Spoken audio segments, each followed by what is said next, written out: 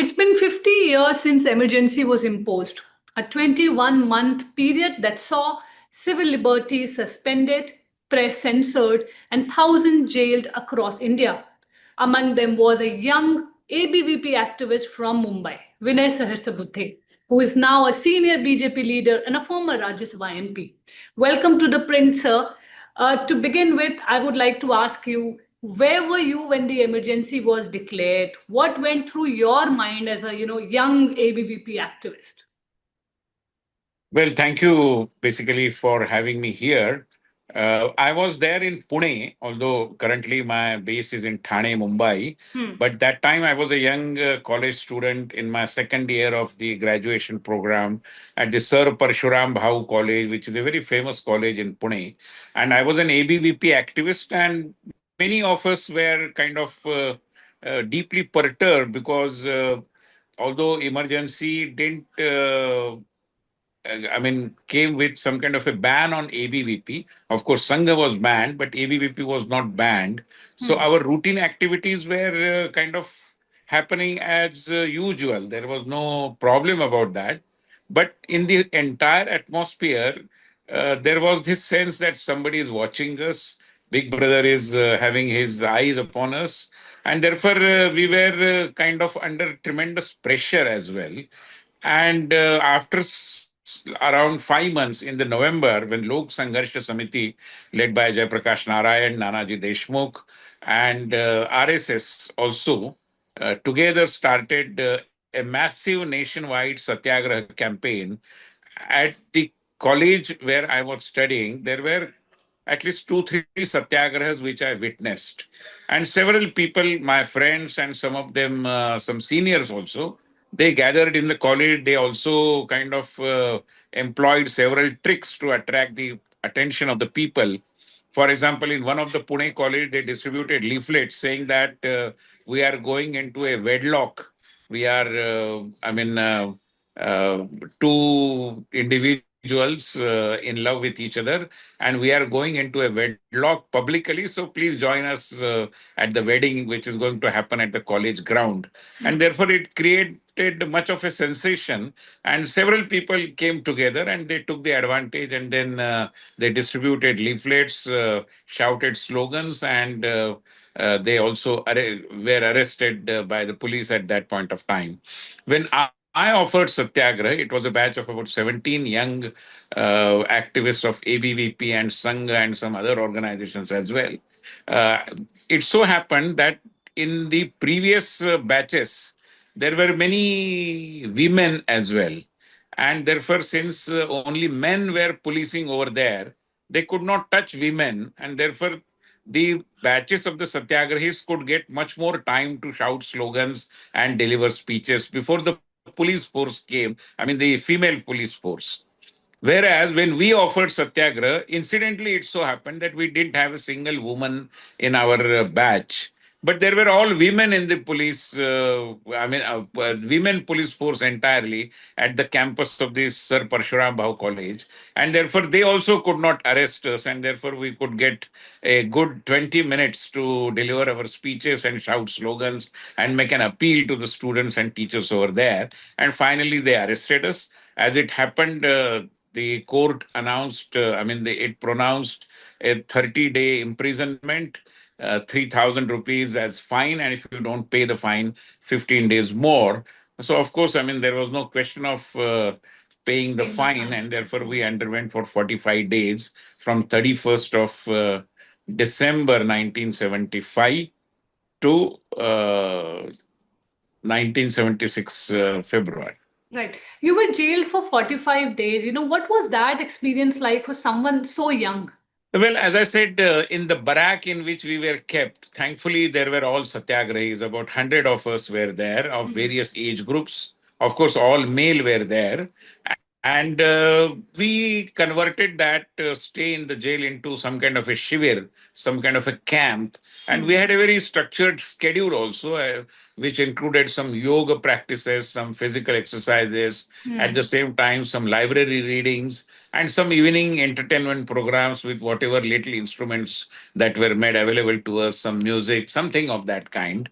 And we passed on the entire 45 days period without any hardships. Thankfully, we were not subjected to any hardships. There was no torture in so far as my batch was concerned. Of course, in certain jails, for example, in Nagpur, in Nasik Road, in Visapur, in Ahmednagar, which is now Ahilyanagar, there were cases of tortures as well. Thankfully, we were spared of that.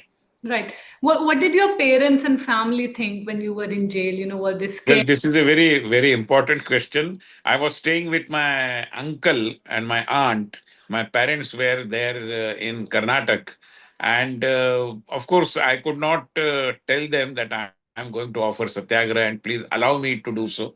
They would not have allowed. So naturally, I had to employ some tricks into that and, in a way, cheat them kind of and prepare my luggage beforehand, keep it ready, tell my friends, fellow ABVPNs to collect it from a particular place.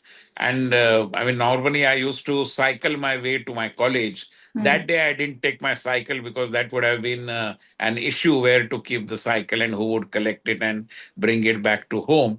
Of course, my uncle and aunt were certainly not very happy because they were under the impression that it is their responsibility in the absence of my parents who were not in the city where I was. And but then later on, everything went on very well. They also realized my passion, the desire, and the intention, the motives why I did offer Satyagraha. Right. But what was jail life like during the emergency? Who were, there with you? What did you see? What stayed with you from, that sort of experience? Yeah, three things I would say. First of all, jail life is a very different experience. I mean, if I have become later on one of the strong ABVP karyakartas, and then I offered full time work for ABVP, and there after Prabodhini and Maharagi Prabodhini and the BJP as well, the seeds were sown, I can say, in the jail. It was a different kind of a sanskar. It could help me cultivate my mindset as a worker, as a volunteer, as a Swayamsevak as well, where in a atmosphere, typically in a jail atmosphere, you also realize that many otherwise small persons, and you can realize how great they are. At the same time, you also undergo some experience where people whom you think are very great in the eyes of the people, unfortunately, they also turn out to be petty minded or narrow uh, minded as well. So these experiences also teach you a lot. In a way, behind the bars, you can see people as what they are. There is total transparency. You cannot hide whatever you are from others when you stay in a group of about 100 people. So that was one thing. Secondly, jail also provided us a huge opportunity to learn, to study, to read books, to interact with people of various ideologies. And we interacted with some communist leaders, some socialist leaders also. They were also very kind to us. We, in fact, invited in a typical RSS style them to address us, and we discussed issues, deliberated upon, asked questions also. So that give and take also provided us deeper insights into several things. That was the second aspect. And the third aspect, I would say that uh, jail also, in a way, helps you understand nuances of our political democracy. Because, as I said, democracy is considered as something given, but it is not that given. You have to protect it. You have to ensure that it is safe in the hands of the citizens of our country. And that sense, and in a way, heavily dawned on us after going to the jail and understanding the importance of civil liberties and things like that. Right. You've written that emergency was a betrayal of Ambedkar's constitution. Can you explain what exactly you meant by that? Yes, of course. I mean, Dr. Babasaheb Ambedkar and the constitution, which under his leadership, the I mean, which was created, has everything for the protection of civil liberties. And when you decide to take away those civil liberties, all kinds of civil liberties for that matter, freedom of expression, freedom of organization, freedom of political campaign, and all those things, naturally it is the betrayal of Dr. Baba Saheb Ambedkar. But one more point I would like to add, because emergency and what was the motive behind Mrs. Gandhi's decision to impose emergency. As a student of political science, I would say with due certainty, which I can say is out of whatever research I was able to conduct, that emergency was the product of the dynastic rule, I mean, the desire to perpetuate the rule of Gandhi dynasty, because it was only the extreme strength of the desire which was deep in her mind to have her children taking over after her. And she felt deeply insecure in the heart of her heart, which is why several colleagues of her were not able to tell her the truth that this is a wrong decision. Not a single person came forward. In fact, she is on record having said, not even a dog did bark when I imposed emergency.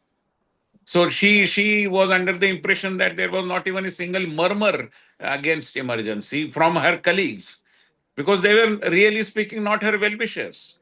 They were her sycophants kind of. And therefore, emergency is the mother of dynastic politics in India.